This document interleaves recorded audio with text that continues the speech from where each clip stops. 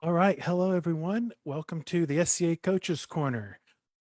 This is another episode of Heroes and Traditions. This week, we are exploring the Kingdom of the East. I'm your host, Jarl Ailgheanan, and we have some great guests joining us this evening. First, I'd like to introduce Landscraft Sagan of the Eastern Sea. Landscraft Sagan started in the SCA in 1977 in the Kingdom of the East. He moved to the West in 1980. Sagan currently resides in Artemisia, and he is a frequent host and guest on the SCA Coaches Corner. Good evening, Sagan. Good evening, sir. How are you? Well, thanks for joining us this evening.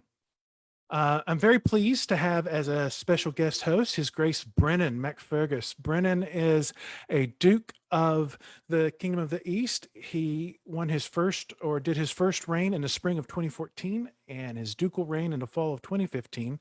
And his most recent one was the spring of 2018. I have met His Grace around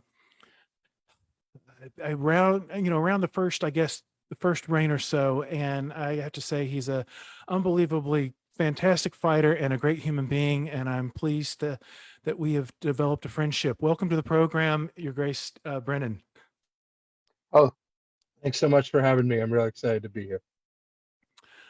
We also have this evening part of our subject matter experts for those early years of the Kingdom of the East, His Grace Visivald Selkirkson.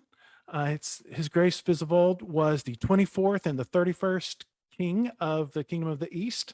That was the fall of 1979 and the spring of 1983. And he is the current and outgoing, it sounds like happily outgoing, Earl Marshall for the Kingdom of the East. Welcome to the program, sir. Hi, glad to be here. And we also have a very special guest indeed, His Grace Cariadoc of the Bow. His Grace was the first and third kingdom of the Middle in the fall of 1969 and the May of 1971. He was the 8th and 14th king of the East, the summer of 1972 and the fall of 1974. He was one of the, if not the original triple peer of the society, and some say he was the first pelican. And he is the publisher of the renowned magazine Miscellany. Welcome to the broadcast, Your Grace Cariadoc. Thank you. It's not a magazine, it's a book. A book. If you would, why don't you tell us, Your Grace, a little bit about that first pelican title people like to throw at you?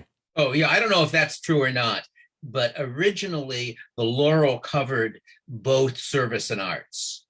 And I got a laurel in the Middle Kingdom very, very early. I think it was probably the first laurel in the kingdom. And when they invented the pelican, they gave existing laurels the option of either being laurels or being pelicans. And I figured that what I had done was really more nearly pelican work, since it was mostly for helping to found the kingdom, than it was laurel work. And besides, I was never likely to found another kingdom, but I did lots of arts things, so I might get another laurel. So I chose to be a pelican. Very cool. Thank you again for joining us. So this first question kind of goes out to both Sagan, Visivald, and yourself, Cariadoc, and that is, as I was looking at the history of the East, there was a lot of, I don't know if it was conflicting or just murky information. I guess that's all got a lot to do because of how much time has passed. But it said that the SCA migrated east from California to New York with Elfrida and Walter of Greenwalls, and that the first crown was appointed rather than had won a crown list. And then the first crown list had two combatants. And the more I look at that, I'm like, well, what is real here and what really happened, as best as you guys know? Let's talk about the first year. I don't know. I was in the Middle Kingdom at the time. Yeah, sadly, that's all before our time, as it turns out. I've been told by a variety of sources that Bruce Scott made the first king of the East. Was he the first king by right of arms? But anyway, it happened at a Worldcon. But, I got crowned king of the Middle at a Worldcon after winning the coronet, where none of us knew what we were doing. in the middle. And if you can find Rockerai, Barry Green was at Pensick the last time there was a Pensick. So if you could track him down, you could probably get answers to these questions. But I didn't move out until his reign. Well, what's Brennan, I can even bring you in for this one. What is it? What are you guys told? What are new people told when they join about the beginning of the kingdom? I'm So the just as sto- interested in what's quote unquote the tradition, which can be complete BS. Sure. So the story I heard was that we was much like you tell it, Ailgheanan, that it came over from the west and we had a king installed, and that Bruce was the first one who won a crown tournament. I've never heard that there were two people in it, but that's what I've heard. It's just we had an installation and then Bruce won. So that's how I've always heard the legend. In my experience, SCA oral history is not worth the paper it is not worth written on. Right. But that makes it sometimes very entertaining. Yes. That's fun. Yes. I've made a point of never giving the story of how Pensick got started, or with one exception, I made a mistake once, in public reproducible media for just that reason. I thought the fact that you had inaccurate oral history was one of the more authentically medieval parts of the SCA. So I tell it at my circle at Pensick in similar contexts, but not in print. So of our That's one of the group, great legends. I'm sorry. of our group, Cariadoc, you are probably the first fighter that we in this group here. So if you would, why don't you, even though you started in the middle, that's still good. Why don't you talk about how you learned about the SCA and fighting and how you got started? Sure. I was a graduate student at University of Chicago, and I think it was via our science fiction group that we heard about the SCA, which had started in the West a couple of years earlier. I think we got a copy at some point of the Handbook of the Current Middle Ages, which was a very early description of how to do it. And we ended up organizing as a principality. We had a tournament at which none of us knew what we were doing. As best I recall, we were using essentially touch rules rather than full force blows. I won it. And then I was out at a Worldcon in St. Louis and was crowned. At that point, it was decided to make the middle into a kingdom, and I was crowned there. And I'm not sure if it was before or after I was crowned. For some reason, I went out to the West Coast. And I think I spent a day or so with Edwin Bursark, who was the first Earl Marshall of the Society. And if I remember correctly, Rockerai was there as well. And he basically gave both of us training. And that's really the only training I ever had. And that would be a matter of hours, not days, as I recall. But what I got out of that was the style of fighting, which with some modifications I fought with ever since, which was basically what I think of as closed form sword and shield, in which you are standing with your left side facing your opponent. Your shield is normally positioned at right angles to the line between you and your opponent. Head blows are blocked by raising the shield.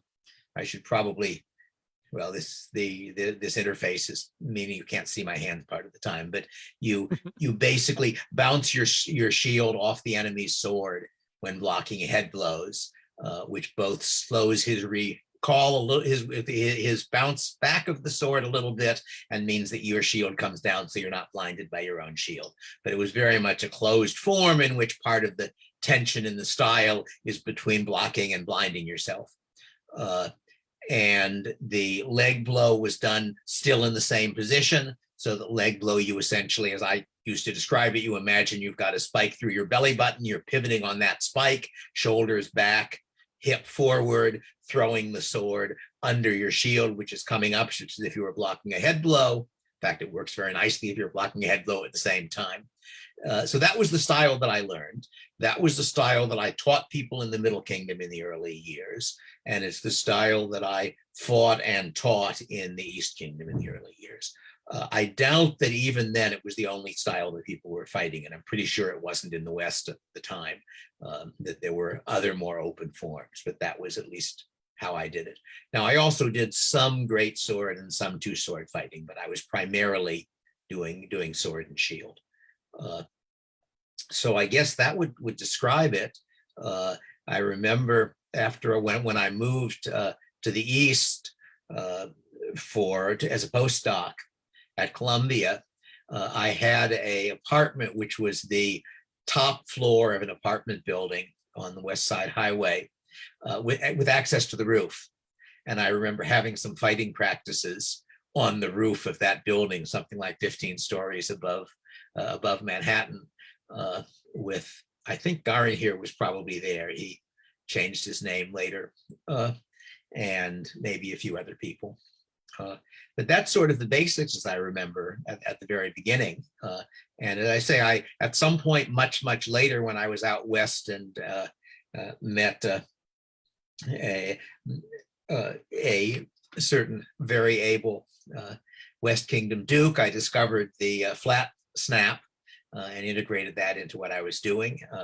And I also put a little horn on the left side of my shield after discovering he could hit me faster than I could get my shield up with the flat snap, with Paul's flat snap. But that's probably the main modification. The main modifications, adding the flat snap to my style and putting a slight raise on the left side of the shield that I made over the decades that I fought. And I could talk, at much greater length about the style as I taught it. If people are curious, the miscellany actually has a treatise on how to do SCA fighting that I wrote, 40 years ago or something, along with some commentary on it and some pictures that Alia, who was a lady in Philadelphia, in Bacale, I think at the time, drew for me, an artist. So that would, if people were really curious about fighting styles in the early years, that would at least show you what one fighting style in the early years was. I think I did that as a result of being told by a knight who had been my squire, if I remember correctly. He didn't quite say that I ought to get my memories of the fighting styles down before I drop dead, but he sort of implied that. So I figured I ought to put it in written form. Can you talk a little bit about the equipment, the armor and swords and shields, and what you're doing at that point? Sure. At the very, very beginning, in the middle, what I was using was a kendo mask plus a army cap of some sort for the top of the head. I was using rattan. And I remember, in fact, I think it was, it would have been what ended up as my third crown, that I had a sword. I have fairly small hands, and so I had cut down the handle of the sword fairly tightly to give me a grip, on the theory that it would break over the head of my last opponent. And as I remember, I think it broke over the head of my first opponent, and I had to switch to another sword that didn't have quite as good a handle. But I don't think that stuff changed very much. I'm trying to remember. I don't think we were doing tire rubber crosses that early, although at some point people started doing that. I think I had some sort of a metal, probably thick wire, bent shaped. And I think I'm not sure if we may have been holding them on with hose clamps then. It's just certainly the common for quite a long, I don't know if it still is, but for quite a long time thereafter. We didn't have, as you could now get at Pensick, things like mountings for swords that were actually made for the purpose. So it was either you get a sufficiently thick wire and you make it into the appropriate shape, or a little bit later you use a tire rubber from the kind of chunks of tire you find along the highway. And for helms, I actually got fairly early a helm I bought from, I think it was made by John the Lean in the West Kingdom. I don't remember who I bought it from, but it was made out of a Freon tank before they went to disposable Freon tanks. So it was a Freon tank that was about the thickness of an oxygen tank. And it was very heavy, but also very solid. and I lent them to people in a Middle Kingdom Shire of Raven something or other, like 20 years ago, and haven't seen it since. I don't know if they're still using it or not. But most of what people were using in the early, maybe almost all the people were using in the early years of the East Kingdom were Freon tank helms, disposable Freon tanks. And those ones are simple enough so you can make it yourself if you've got a saw and a pop riveter and a little bit of skill in doing that. I remember at one point, I think I found a disposable Freon tank that had washed ashore on the shore of the Hudson. There's as some of you may know, there's a park along the west side of the Hudson River, Palisades Park, I think it's called. There's a very steep, almost cliff down to it, and then a nice strip of green there. And somewhere around there, I found a Freon tank. And so I turned it into a helmet and made that the prize for a tournament that we had in Palisades Park. And I called it the Sea Gift Tournament, which I thought was sort of fun. So what else can I say? I'm trying to remember what my armor was that early. And I'm not even sure I remember. At some point I made myself a charena, which is and at some point I went to using leather lamellar. And you could probably, if I really wanted to search it out, I did a TI article on lamellar leather, which I don't think anybody was using at the time because it's really a very nice technology and one could date it by that. But I'm trying to remember what I was fighting at in the very early, for one thing, I think at one point I had some kendo armor. I think that's right. I think I had a kendo chest piece and the kendo waist thing, which is sort of flaps of very, very stiff fabric, if people are familiar with it. And I think that's what I was using initially. And then I would have, I think, probably been still in the East, but maybe have been down in Atlantea, which for a while was part of the East, when I went to leather lamellar and, as I say, to a metal charena, which I still have. In fact, I've still got both of those. And the leather was wax hardened. I've many years later discovered water hardening, which I think is a much more likely guess of how Quibui was actually made. But wax hardened, my basic view on wax hardened leather is it works very nicely for us, but wax is a lubricant. And it's easier to cut stiff meat that's half frozen than meat that's thawed. So I figure waxed leather would be a little bit easier to put an arrow through than unwaxed leather. Whereas water hardened leather works very nicely. So that's water hardened is what I taught and advocated for, I don't know, 30 years or something. So when you had I'm sorry to interrupt you. Yep. Sorry. So when you have a new fighter coming around, say a young Visivald, all eager to get started, what were you putting folks in? Or Viz, what was your? Well, of course, I was in the Estgard. I was in the New York area, and he was up in the Boston area. So I wouldn't have been involved in Viz's training at all. And sure. So let him talk about that. Yeah, so I certainly remember the first demo that I fought at because, in fact, I beat Sir Patry coming out of the gate because he didn't realize I was left-handed. That did not happen again for 5 years. But anyway, the only thing that was not off of the street was the helmet. I wore helmet, knee pads, elbow pads, hockey gloves, and a cup. That was it. Oh yeah, I should add in terms of what I had kendo gauntlets that I was using. I didn't do kendo. I'd gotten them at some point for the purpose, but also knee pad, the sort of standard knee pad, elbow pad that Viz is describing was more or less what everybody was using that early. Much later, I got into making a Quibui elbows and knees and shins and such. Yeah, my impression was that was a while because we consulted a lot together about doing the wax lamellar and I seem to recall that was when I was Prince. So that would be like 78 or 79 that you started doing that. Could be. Yeah, I just don't remember. And I don't think I started doing elbow cups in leather until I went over to Corbui, to water hardened leather, because one of the neat things about water hardening is that right when you pull it out of the water, it's like rubber. It's like a very stiff rubber, so you can actually form it, which is very nice, which you don't do with the wax hardened. Yeah, I remember you used to form those things around big Coke bottles. Yeah, those I think were for the shins, if I remember correctly, for the shin and the knee. And I'm trying to remember what I used, probably bowls. I think for doing the elbow cops, the simplest thing was to get 2 kitchen bowls which nested.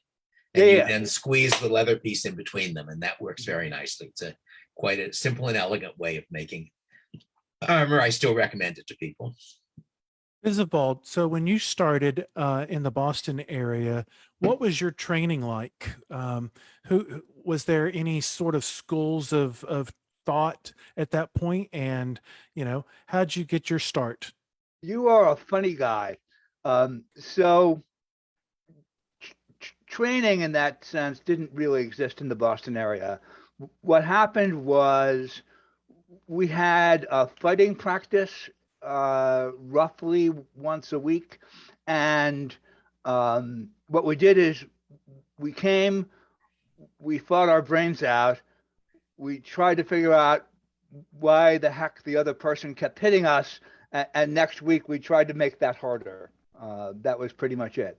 Now, I'm a little bit of an anomaly there, because I am guaranteed that when I came into the society, I was the kingdom's worst fighter.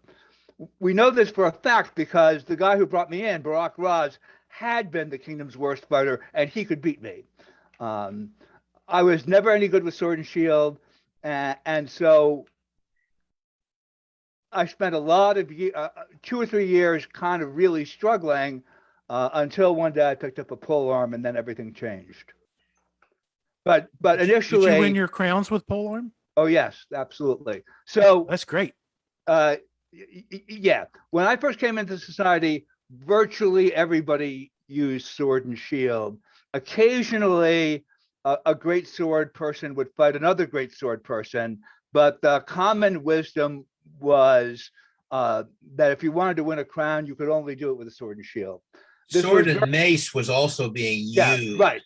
And maybe 2-sword. I'm not sure if anybody won any crowns with 2-sword, but it certainly existed. Yeah, correct. I mean, the only guy I knew who used 2-sword in the early days was Andros.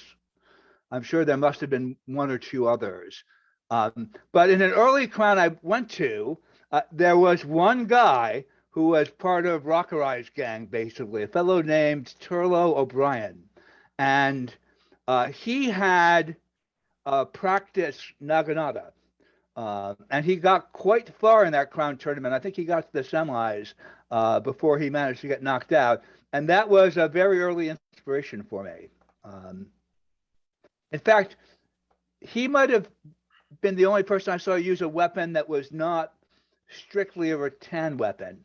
That is, practiced Naginatas are bamboo, and the heads are shaped into sort of 2 or 3 pieces that kind of clank together, and he was using one of those. But yeah, so when you picked up a polearm, was there somebody there showing you what's happening, or are you just picking it up and learning your own way, or yeah, okay, man, this just clicks? Let me tell you the original, the kind of full version. I started out using a sword and shield. I was left-handed, so I did occasionally win a fight because people didn't know how to fight against left-handers, even worse than they didn't know how to fight against right-handers. But I was at best, after a couple of years, barely passable. Then I started watching a bunch of samurai movies, and basically from the movie Sword of Doom, I decided I was going to use a katana, which I did for a while, and I did better. But still, you would have never put me on getting past the 4th or 5th round of a crown tournament. there was an event called Camelot, which was kind of a week-long event at a hotel in Rhode Island, where we fought for every day. And my two-handed sword broke somewhere in the middle of that. And I borrowed a partisan from Joseph Aloric. And there was a melee, and I went out into the melee, and I knocked over Master L by throwing Count Jahan into him. And that was my very first experience actually using a polearm. And that was the day that I became a good fighter. And basically a crown contender at that point in time. Because I was basically a contrarian. I did something that nobody else did, and it took them several years to figure out what the heck they were supposed to do to take care of that.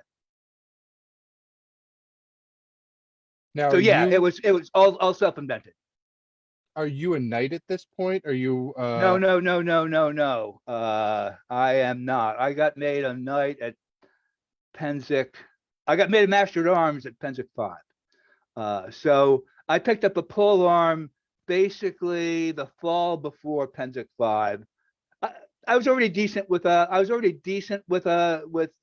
sword, but nothing to write home about. But from the day I picked up a polearm, I was easily 200 or 300% better than I had been the day before. And is there anybody else? So there's just nobody else doing this. And No, so, absolutely not. No. In fact, I had an epiphany much later, which you actually know about, when I picked up a copy of Paulus Hector Meyer's sure. polearms, and I realized that over 30 years, I had become a rather stupid German, because everything I did was in that system of books, but it was only about 5% of their total system. So And yeah, so, is there anybody doing the books at this point? Yeah, I've talked a few people into it. No, not today. So then? when you, yeah. Oh no, because they didn't exist. And in fact, that's actually another important bit of Eastern history, because one of the early people to make those books exist was Sir Patry du Chagris. Sir Patry came from a fencing family. And when I say he came from a fencing family, I mean a family that has been in fencing since the 19th century. Wow. And yeah, right. And so he actually had a bunch of source material. His mother was, I think, on had something to do with the U.S. Olympic team. I don't know if she was. Patry kept her out of the Olympics in utero. Yeah, right. She had been the first U.S. women's collegiate champion, if I remember correctly, and didn't go to the Olympics because she was pregnant. Mm-hmm. But anyway, he had a bunch of source materials that was basically his family library, and he started publishing them. But once fencing got started in the East, because he came in it from the fencing angle of things, and that's really what got fencing started in the East, and had a huge effect on HEMA too. If you talk to a lot of the old HEMA guys, and you mention Patry Pugliese, they'll bow down in awe practically, because he was so important to just getting the original source material out into the world. So going back a step from the manuals to when you're picking up a polearm, is there somebody? I know you said you're just inventing this wheel, but do you have a mentor, a knight, somebody who's sort of shepherding you, or is that part of the culture at this point in time, or how does that fighting how does that work in the kingdom back then? So my knight was Sir Alphon Dunedain, and in fact, I have a story that's kind of related to Cariadoc about this, because Cariadoc had this squire, Hrolf Ravenson, and what Hrolf Ravensson did is he tried to fight a lot like Cariadoc as much as he could. And what Ælfwein was like, Ælfwein was the supplest, most agile, athletic guy you can imagine. He'd do spins and turns and cartwheels and all kinds of stuff. And he goes, "You are never going to fight like me." And so what he had me do was go and fight everybody else, and we would analyze what people did and what it was that I could do to counter that.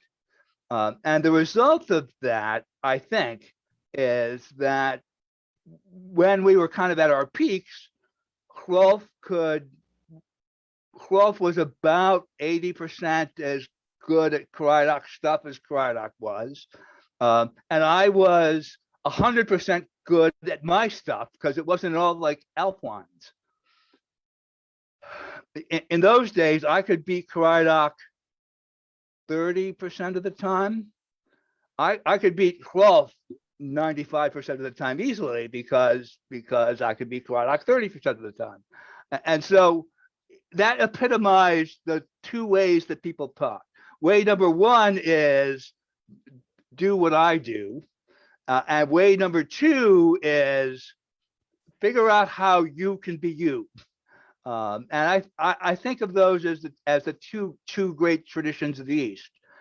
If you take a look at one of the early great households, von Holstein's, a lot of those guys fight the same. I mean, sometimes they use a mace instead of a sword, but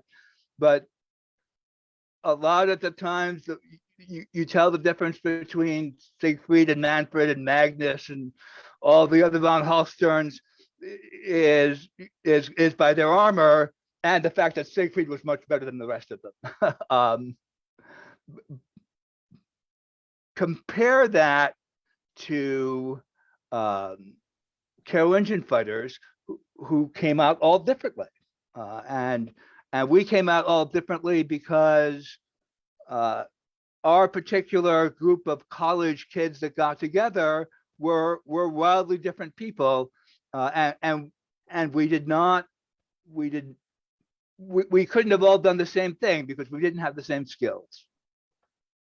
So is there I have to tell somebody- my Ælfwein story at this point, since you're talking about Ælfwein. Yeah. At the point when it was time to make a knight, Ælfwein and Michael of York had been, I think, maybe the losing finalist and losing semifinalist in a crown tournament that I won, if I remember correctly, because I was the one who was king at the time. And Ælfwein was getting, I think, into costume for some kind of a play they were doing. And the word goes through the hall for the knights to assemble. And Ælfwein turns to me and says, "Wonderful, they're going to knight Michael." And then we called Ælfwein.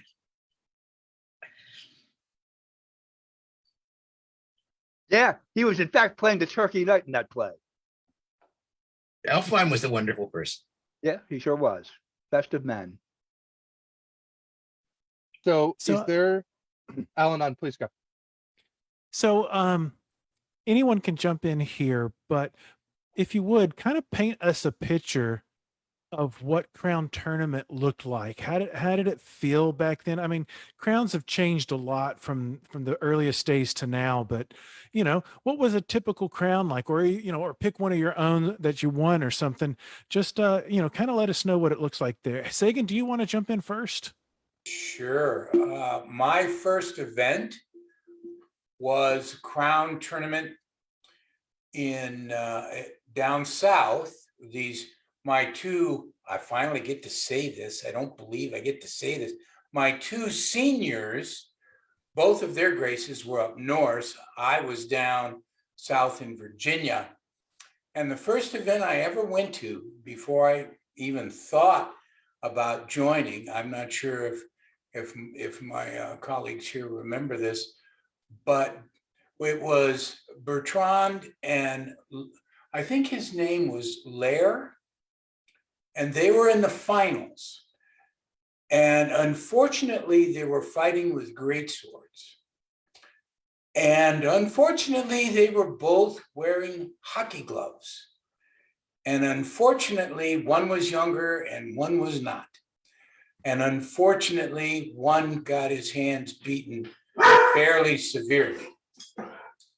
And that is the one memory of my first tournament that I will take to my grave. And then I found out that the individual, Lair's hand, he was some sort of commercial artist. And I was, when the gentleman who introduced me to the SCA was Gaius Aucklandus. And when I spoke to him, I said, I have to say, I'm very surprised. I really feel for the individual who got his hands hit, but it seemed to be that one of them was so fast that the blocking by the other one was too slow. So the weapon was meant to go into a block, so Lair wouldn't be hit on the hands. But Bertrand was so quick that it unfortunately did not occur that way. But that was the first crown I remember. I'm not sure, were either of you Graces at that crown? Did you come down for it?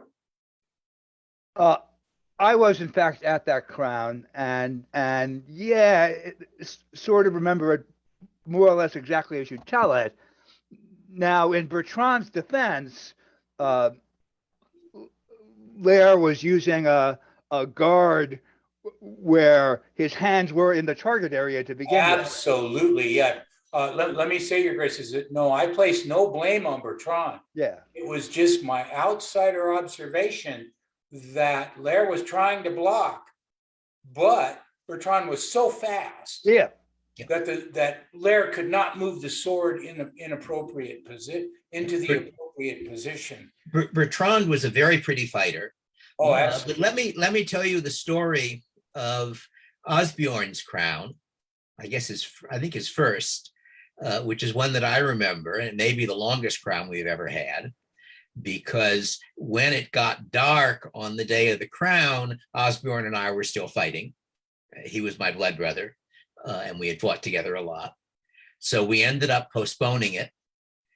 And we fought a whole lot longer, and I'm not sure I don't remember what ended that one, but I think it was the third day when Osbjorn and I and Akbar and our ladies and a few other people went off to a meadow by the Atlantic Ocean, if I remember correctly, on Long Island, which was where Akbar lived. And we fought for I'm trying to remember how long it was. I once knew, but I think what I remember was at some point I said, why am I feeling so tired? I'm having a hard time getting my shield up. And we've been fighting for maybe 45 minutes at that point or longer than that. So I think it worked out that the total, I'm not sure if I believe it, but my memory is that the total of our three fights was several hours fighting, which is one problem of fighting people very well. But Osbjorn eventually won that one. And that's how he got I think it was his first reign, but it might have been his second one. So that was an atypical crown tournament, obviously, but it just ran late. And other than that, I'm trying to remember. The first crown that I won in the East, I think there must have been about 8 people. I remember fighting Elle at one point. And of course, at that point, we did know what we were doing in a general sort of way. Elle had this huge shield wall. And I think it was probably my guess is that we were doing some kind of double elimination, but I don't even swear to that because this was a very long time ago. And then another, I guess I have something to remember my fights when I was fighting someone. It may even have been one of my squires in the finals or semifinals. And I had a blow that was supposed to be pulling his shield up so I could get his leg, and his shield didn't go up quite fast enough. So I got his head instead. But no, my impression is that 8 people would not have been unusual in the very early period, and 16 would have probably been maybe later. I don't have a feeling that in the early crowns, in any of the crowns that I fought with, I doubt there were more than 16 people fighting. Looking over the winners of Crown list from that period, it kind of one of the things that was sort of a aha, I need to ask about this, was how few repeats there really were, especially in comparison at the same period in the West, where, it seems like, and I know they fought an extra crown, but man, they made dukes all the time their first 10 years, 10, 15 years. It's like, they duke after duke after duke after duke. Whereas, in the first 10 years of Eastern Crown, there are only 4 people who repeat. Akbar, Osbjorn, me, and Angus, I think. That's the way I'm reading it too. So, and that's, so is it a more even pool, you think, than maybe where it was in the West, where they were, a couple of guys getting on top of everybody else and could just win their crowns whenever they wanted, or I were you don't know. guys? I don't know to what extent it was a matter of who chose to fight. That is, if as best I recall, the last crown that I fought in was the last one that I won. I think that's right. I think, because I'm remembering a couple that I lost, and I think they one of them to Angus and one to Osbjorn. And Angus had been my squire, though he didn't turn out very well, unfortunately. But and Osbjorn, as I said, was my brother. But I think that was it. So I think after that I stopped fighting in crowns, and I don't know. You'd have to look at the other people that I just don't know how long Akbar kept fighting, and I don't remember Osbjorn. So I would guess that it may also be that things were more even, because as I said, I did, I've counting the coronet, I've won 4 crowns, but I've also lost, I think, 2 of them. I think I was losing finalist once and losing semifinalist once. So in that sense, I wasn't really the dominant person who could always win, although I could always get reasonably close. And Well, was there one of those in this period? I don't think so. That is, Okay. I think I would have been as good a candidate as anybody in the early period. Not necessarily better. I mean, Akbar was good.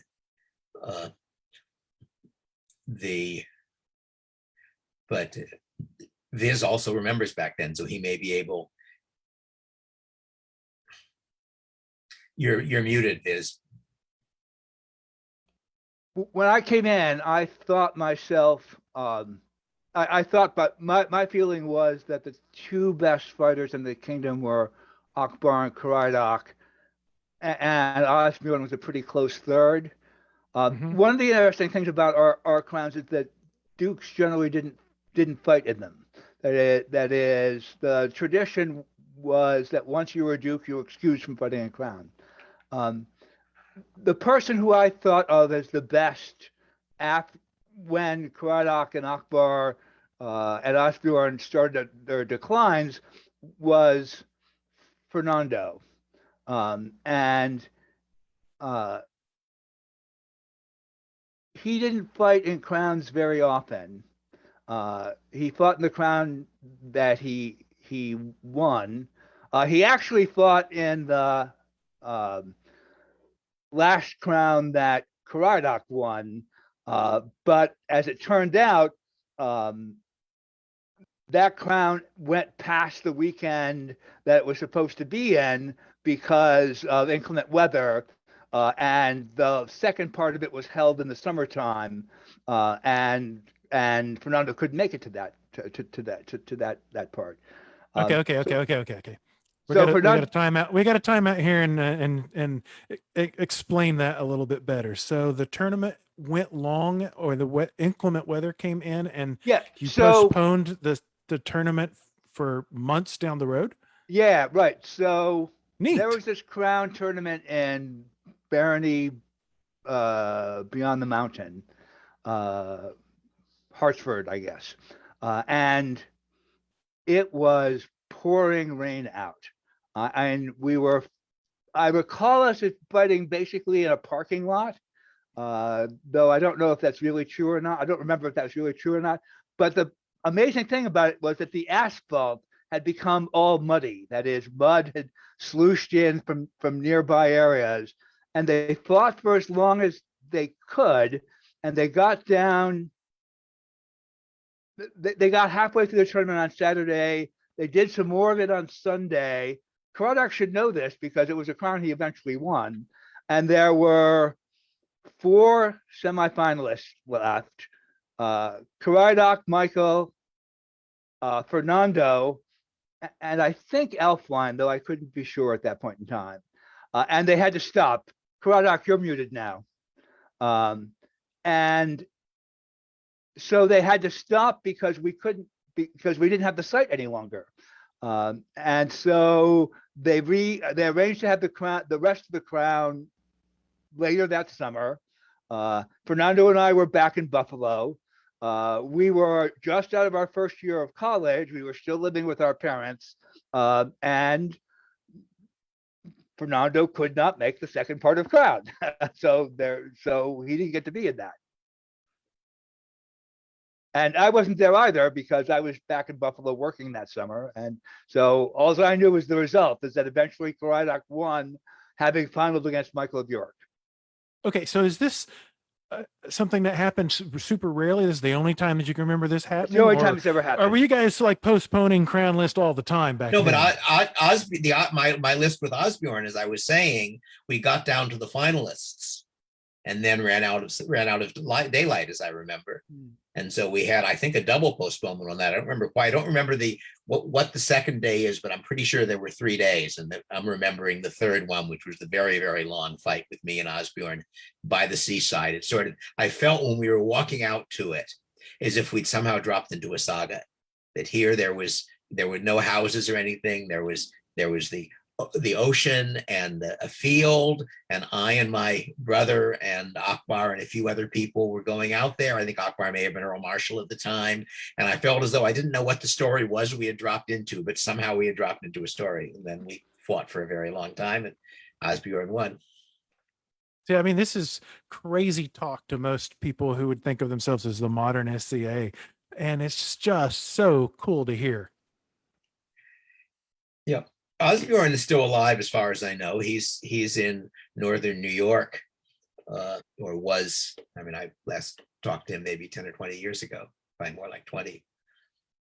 Embla said she heard from him recently. Good. And he's all right? Yeah. Last she heard. And she doesn't talk to me very much, but yeah.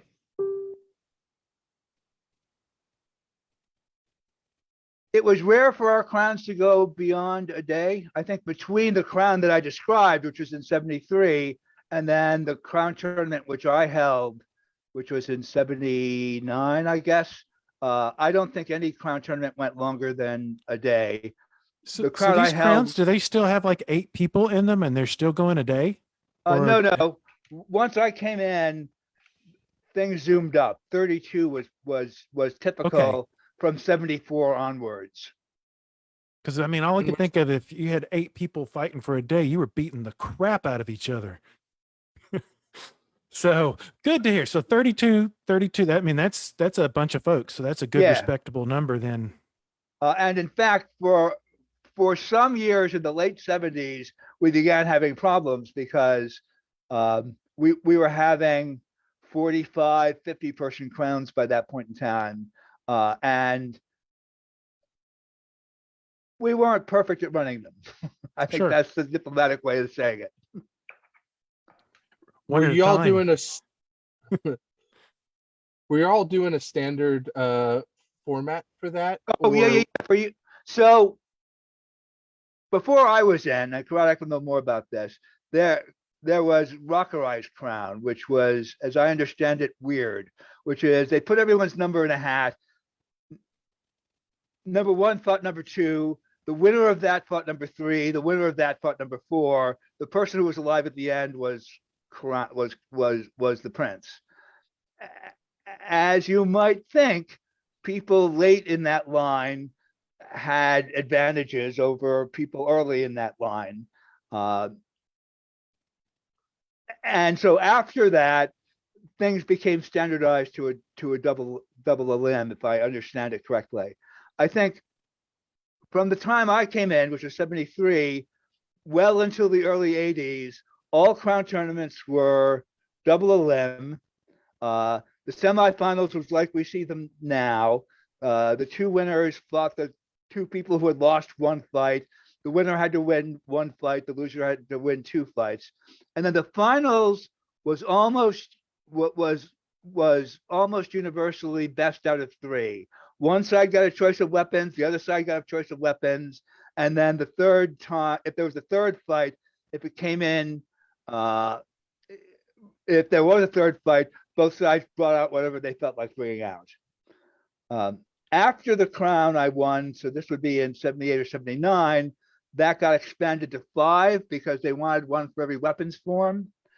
By the time between 10 and 11, there was a crown tournament, which was a 7-round crown tournament, which Alfwine ended up winning against Raymond of the Straits, mostly because by fight number 7, Alfwine could still stand up and Raymond could not. And so after that tournament, they said, we're not going to do that again. And they kind of sort of standardized on 5 from that for a very long time. And I don't remember when Bear Pits came in. I think Bear Pits came in sometime in the 21st century. Yeah, when I started in the late 90s, I was taught the format as you've just described it, with the five round finals. Yeah. I would say the 5-round final was the standard by 1980 onwards. But I And think could when be off by a year or two. I think when I was still fighting in crowns, that it was just that the finals were best 2 out of 3, and there was no particular constraint on the weapons.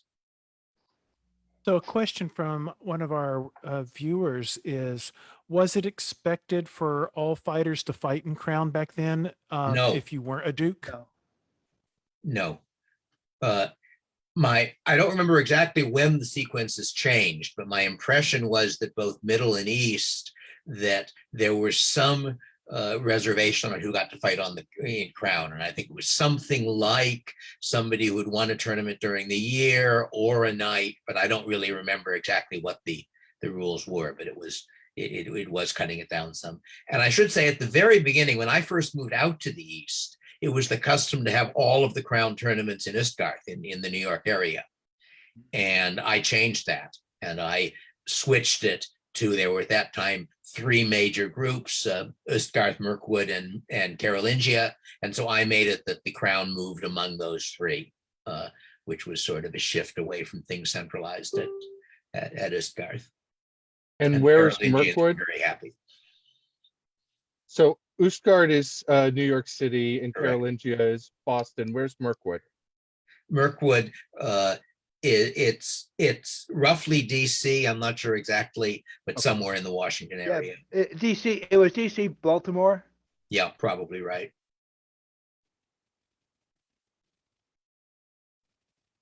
Does it still exist as Mirkwood? I don't know. No, it doesn't. No.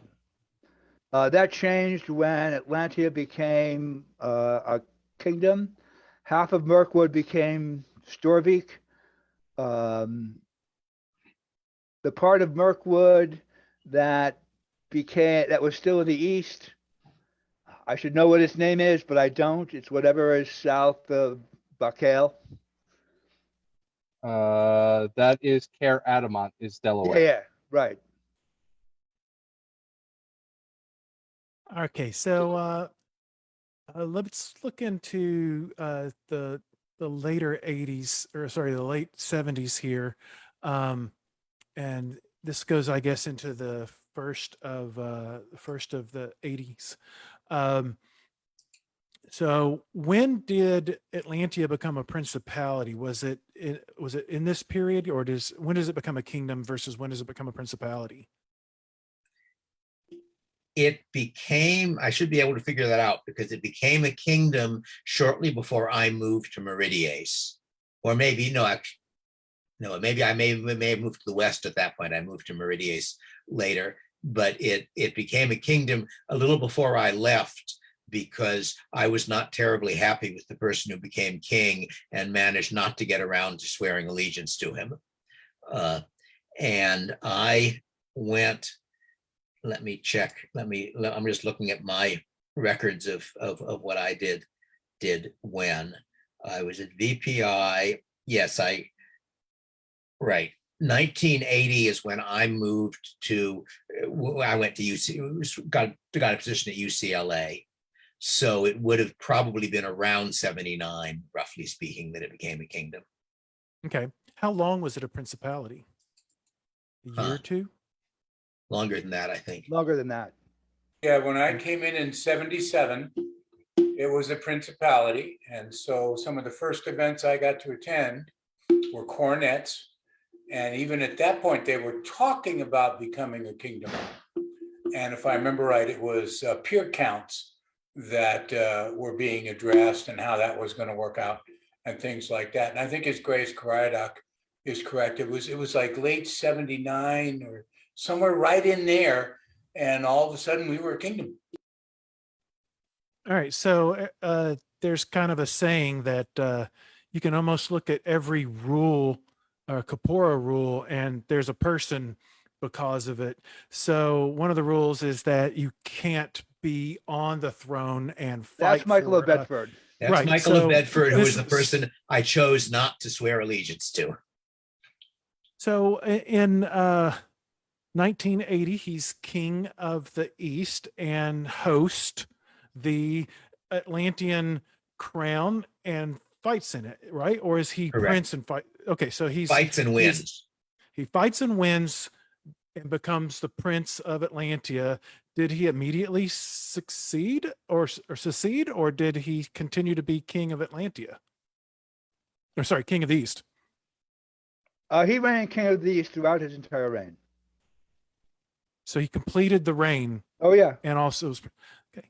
So So that's this is why I have to say it's got to be 79 that Atlantea went to kingdom, because I ended up signing a treaty with Atlantea with him about what we were going to do about Penzek.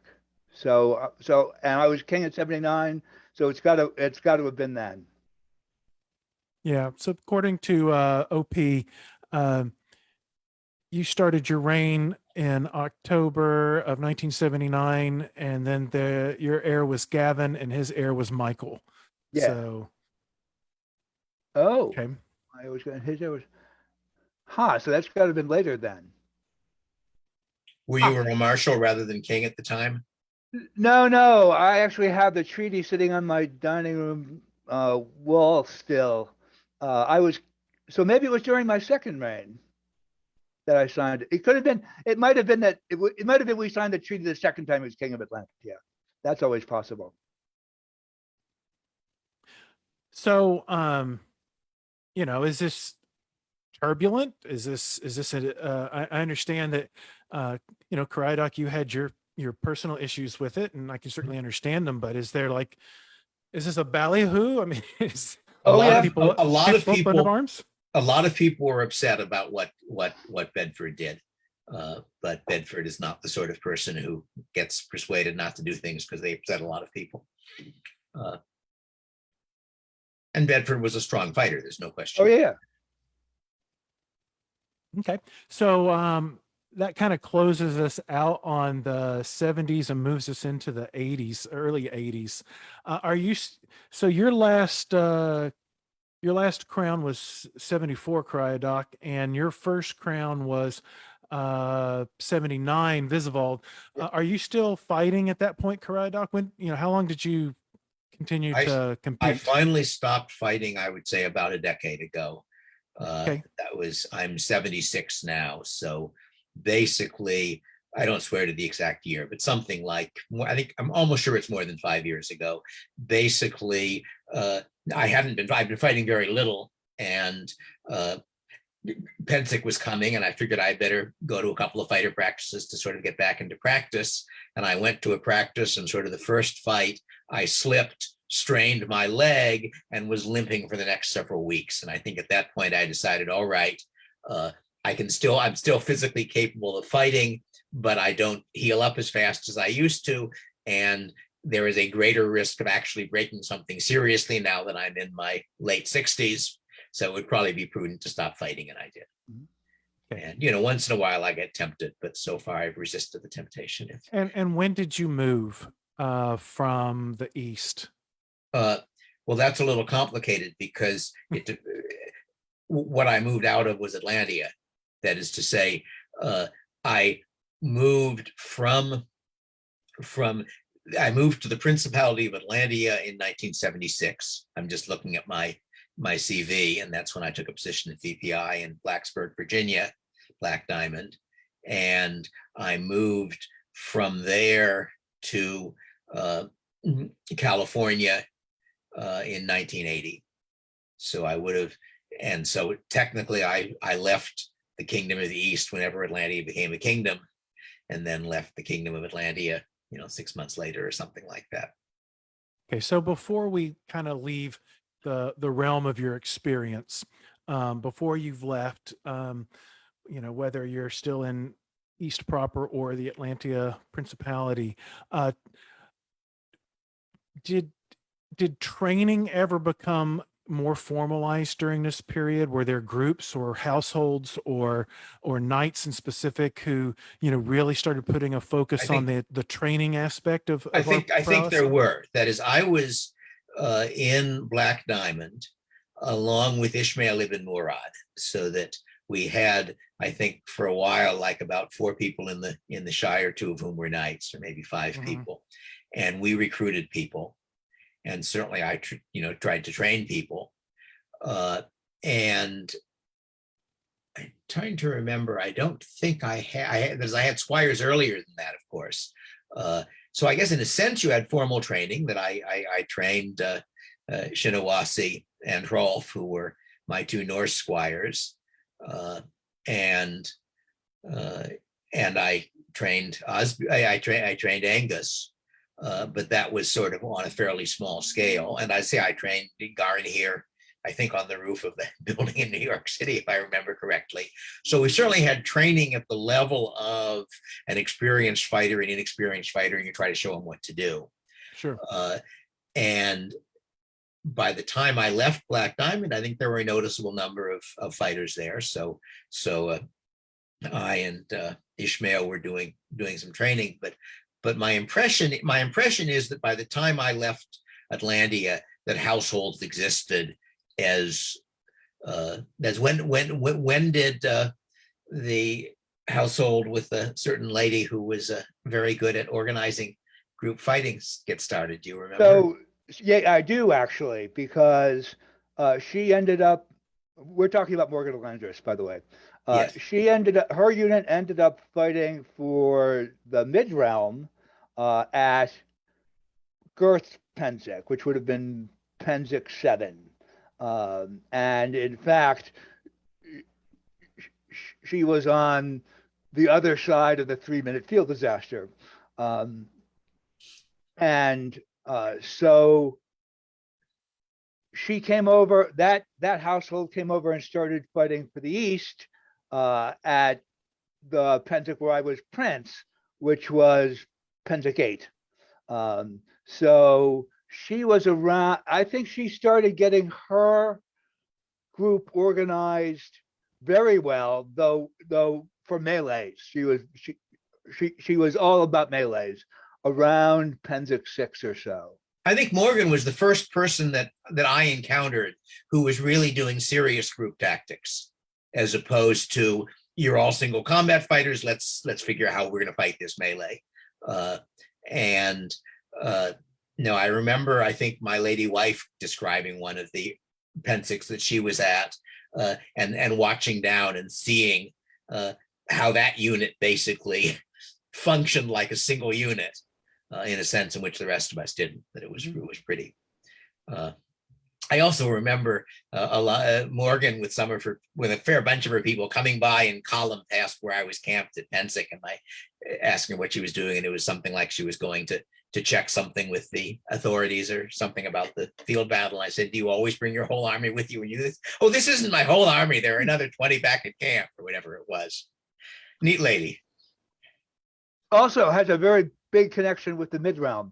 So, excuse me, Morgan was Finbar's squire, and she got a lot of her early ideas on group tactics basically from Bahadur, who was one of the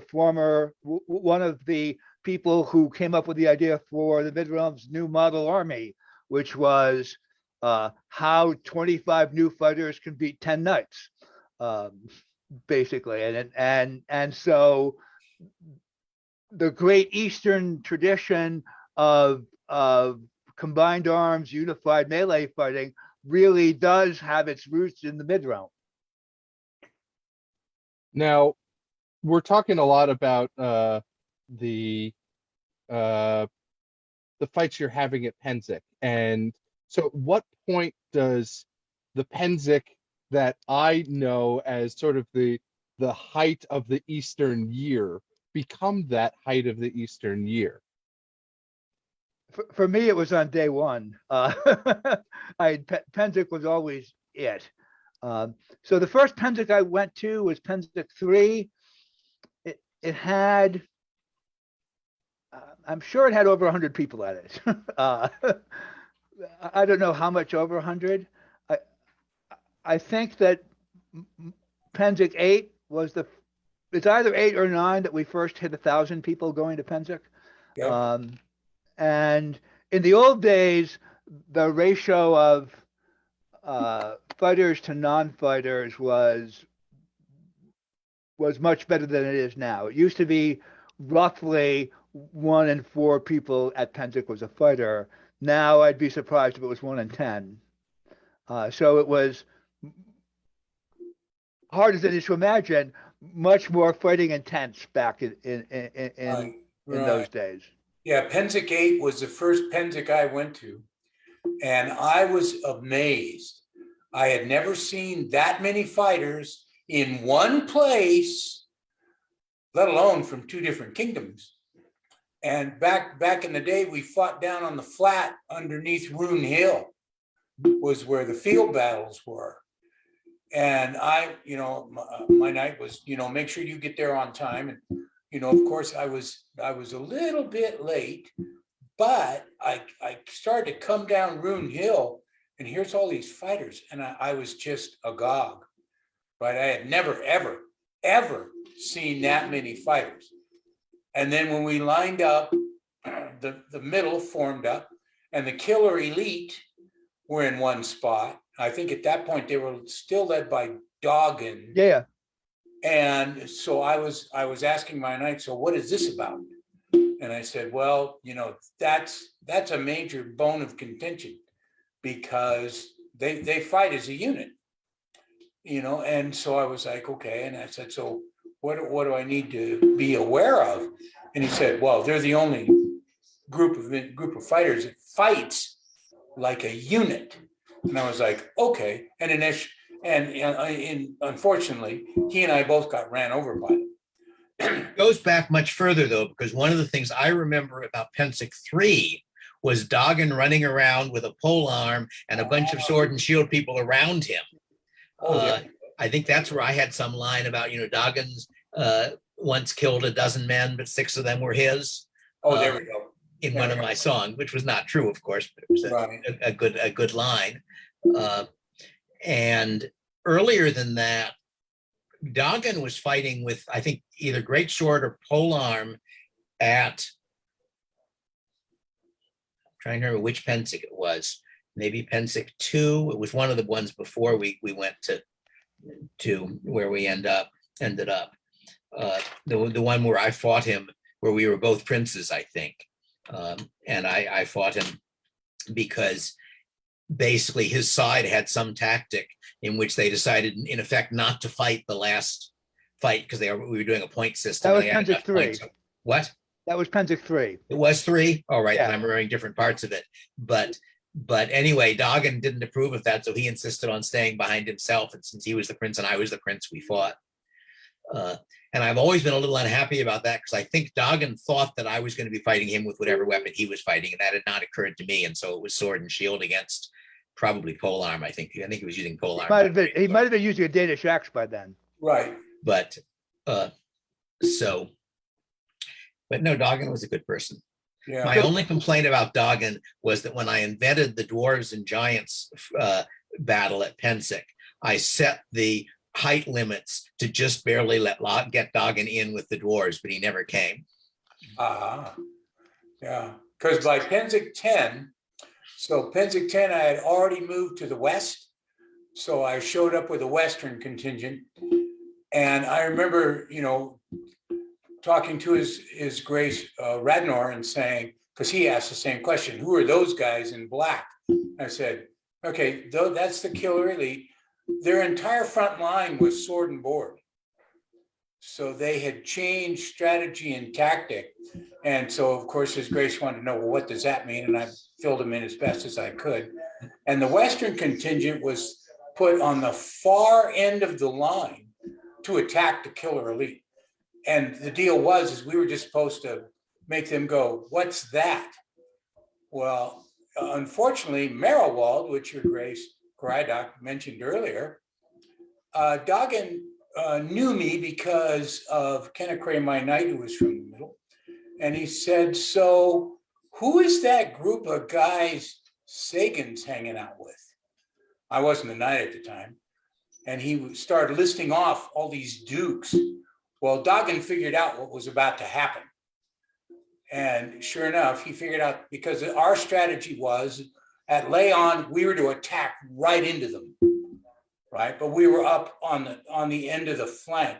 Well, Doggin recognized what was going to happen. As soon as Leon was given, he turned the killer elite and went down the hill. Unfortunately, he didn't know that he was running right into the main body of the army. So that was, again, one of my early squarely memories of, okay, this is how battle works. Some battle plans don't survive contact with the enemy. So it's, it was interesting to see, though, the difference between Pensick 8 and Pensick 10. Is there a point? I'm sorry. Yeah, I was actually going to circle back to your question. I actually think that there was a seminal event in our early history, which was Pensick 4. In terms of the weather, Pensick 4 was an unmitigated disaster. For example, when I was camping there, I saw 2 tornado funnels at that point in time. It was a complete mess. Cariadoc had this huge circus tent, which he housed other tents underneath, and that worked out great until the circus tent came down.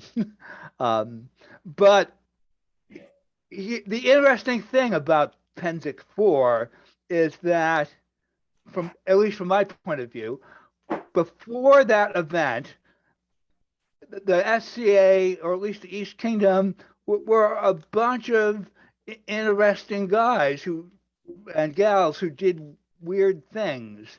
And after Pensick 4, all of us were in the same family. And that stuck with us for decades. Amongst the old timers, it sticks to us now. I mean, Cariadoc can show up at my house at any time of day or night, and I'm going to let him in, right? I know this because I have. And that closeness, I think, really changed both the East and the Mid-Realm much for the better.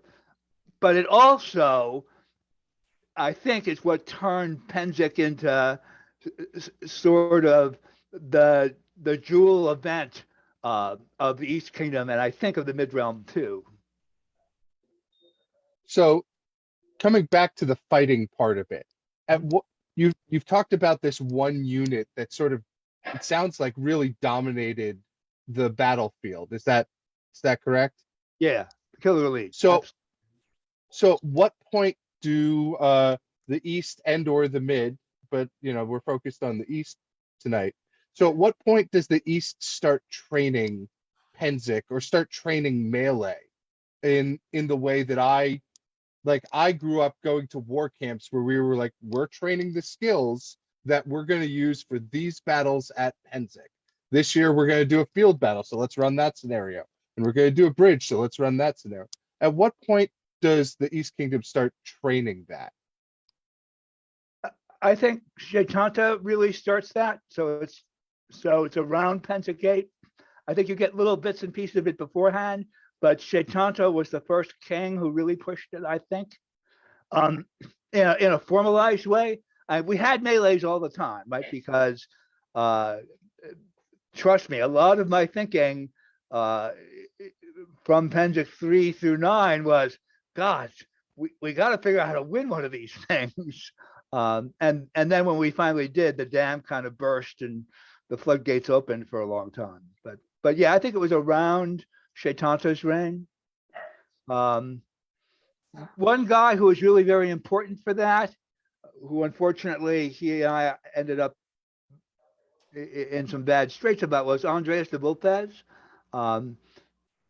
Andreas actually was I think one of the first serious trainers of the Ostguard crew in large numbers. He got barrel helms made for people so that they would all look alike. That turned out to be an important thing for keeping a unit together. If you could actually recognize the people you had to be with, it turned out to be useful. And he put together a unit out of basically anyone who would come by. And then after we had our problems at Crown Tournament, he of course went off and formed the MSR. But and look what happened to them. They prospered very well. Going back further, though, I remember an event in Carolingia, which was set up for woods fighting practice.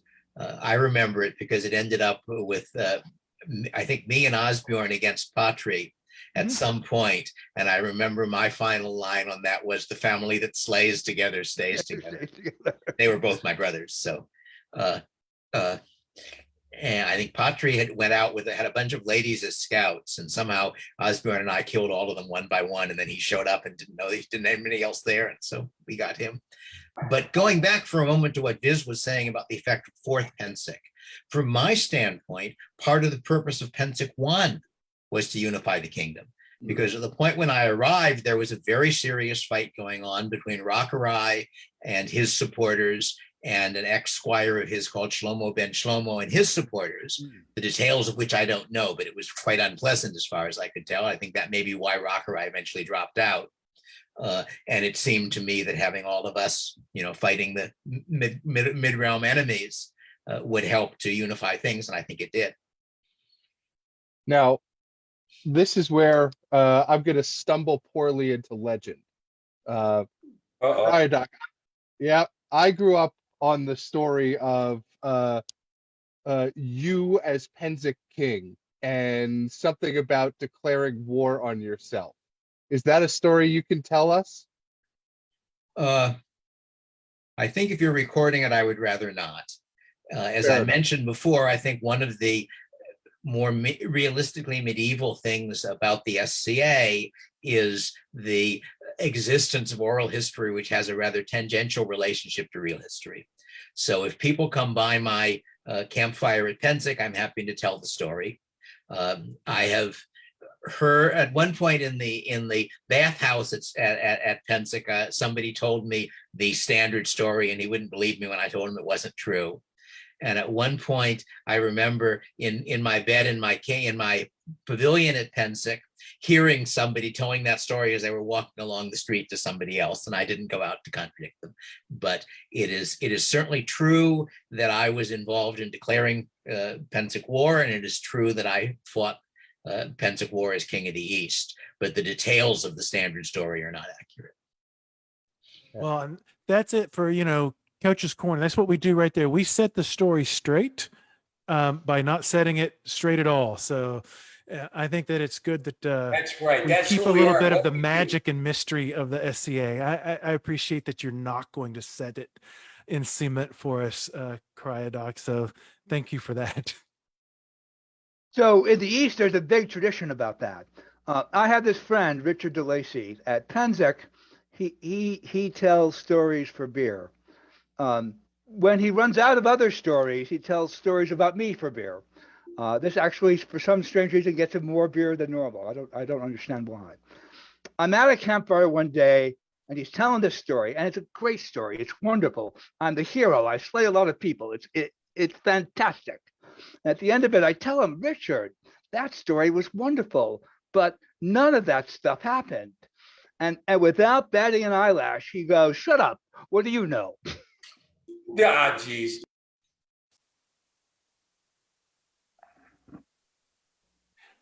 So we have about we have 8 minutes or so While left. talking about without batting an eyelash, when I delivered the war arrow to Rakarai, which was the declaration of war, he had not been warned, and he took the arrow. He said he broke it in half, and he said, "So will we do with the hosts in the middle." And he called out to the autocrat at the back of the hall, "Is there any more entertainment?" Which I long admired, but my brother Patri used to complain that I had upstaged his knighting because he got knighted at that event too. Oh. So before we run out of time, I would like to kind of ask each of our guests a question. So 2022, you could go back and tell, 1972 or 1979, you something, what would you tell yourself? What would you like to do different if it at all possible? Let me start with Visivald. Is there anything that you would like to have done different in the early part of your career? Maybe that set some sort of tradition on its path? Yeah.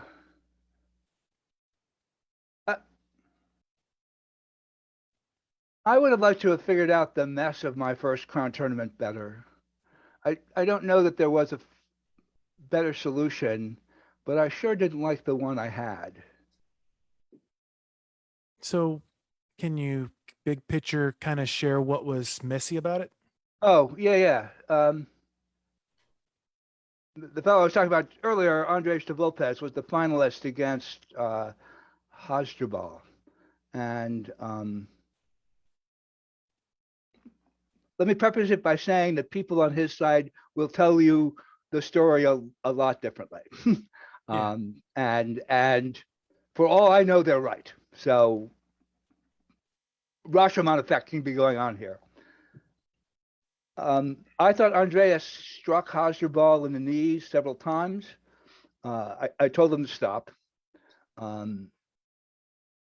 He did it again. I told him the next time you hit your opponent in the knees, I'm going to throw you out. Mhm. He did it again. I threw him out. Then we had to figure out what to do. I wanted to wind the tournament back to the semifinals, but that wasn't going to work because one of the semifinalists was my sword brother, Fernando, whom Andreas had beaten, by the way. And he said, I'm having none of that. And similarly, Chadwick of Normandy was the guy that I think Chadwick of Normandy was also involved. No, he wasn't. And so the only other person left was Gavin. And so what we did was we had Gavin fight Hasdrubal the next day because Hasdrubal actually had to recover from his injuries. Hasdrubal didn't adequately recover, and Gavin won. Gavin might have won anyway, of course, hard to know. And the whole thing was a mess. It was, in fact, the sort of catalyst action for the forming of the MSR. Many people tell me that Andreas was going to form the MSR anyway because there were things about the SCA he didn't like, and the MSR addressed a lot of that. But I was too precipitous in throwing Andreas out, and And what we did afterwards, I don't know what else we could have done, but I didn't like what happened. Years later, we've had it kind of on the other side where Edward had a similar situation and he took a different solution, and wow, both solutions stunk. Yep. So I mean, I don't know what you would have done different, I could have done Your better. Grace, because those are some of the weirdest parts of that any reign might have to deal with. I know I speak from experience. I had a principality reign in Glen Aubin where right before the finals, the seneschal walked up to me and said, I don't think the guy who's probably going to win, I don't think their consort's a member. And I'm like, you have got to be kidding me. So there's no good answer in that situation. But the fact that you told a person that you were going to remove them if they did it again, and they did it again, I think you can sleep pretty well at night. Or you should. I think. I mean, it sounds like you were in the right, about as right as a person could be. I don't know what you could have done different. Well, I thought about it over the years. I could have actually just rerun the crown tournament from the start. I think if I Yeah. went back today, that's what I would have probably done. But yeah, that's the big thing in my SCA career that I wish I'd been a lot smarter for. Cariadoc, do you have anything? The SCA culture in some ways has not developed in the way I would like it to, but I concluded a very long time ago that I couldn't control that. And true of Pensick as well. So I don't think there's anything I can think of that I could have done differently that would have affected that. It would have been nice if I'd managed to win the fight where I and Angus were finalists, but I didn't. And I can't think of anything else of much importance really in terms of doing things differently. That, maybe if I thought about it longer and if I had a photographic memory and could go back over everything, I could spot some important mistakes, but there aren't ones that at this point I know about. Thank you very much. Sagan, what about yourself? Yeah, my current self to my younger self would have been, there's got to be better armor. So, I mean, I started out much as their graces did. I had a piece of sole leather on my left thigh. I had knee pads. I had a gambeson. And I had elbow pads. And I had a helmet. And I was assured that, oh yeah, this is what we wear during combat. And it was like, okay. I remember being agog when William de Montegilt showed up with his brand new bassinet helmet, which none of us had ever seen before, because most of us were in pot helmets and Freon cans. So yeah, the armor would be the biggie. Go do whatever. Get your body armored. Well, thank you very much for that. Brennan, I'm not going to ask you what you would tell your younger you, because you're still younger you. And I also have you for all of part 2. So, but do you have any closing thoughts for us? I'm just been here very excited. This is, I think, like you, this is been a total fanboy experience for me. Yeah. Well, thank you very much for being my co-host, and I look forward to part 2. Thank you, His Grace Cariadoc, His Grace Visivald, and His Excellency Sagan. You all have been a pleasure to spend some time with, and this is one of the best evenings I've had in a very long time. So thank you all very much. Next week, SCA Coaches Corner is back to its Coaches Roundtable, and our topic of discussion for that is going to be defense is key. And I actually am the host for that one because I feel very strongly about the importance of defense. So I'll be leading that conversation with our regular group of coaches, and I believe we have a special guest from the Kingdom of Aidenveld. His Grace Craven will be joining us. He's also a defensive specialist. So I look forward to seeing everyone next week. Again, thank you very much, everybody. Beverly Hillbillies wave. Thank you. Thanks very much. All right. It was fun. Thank you.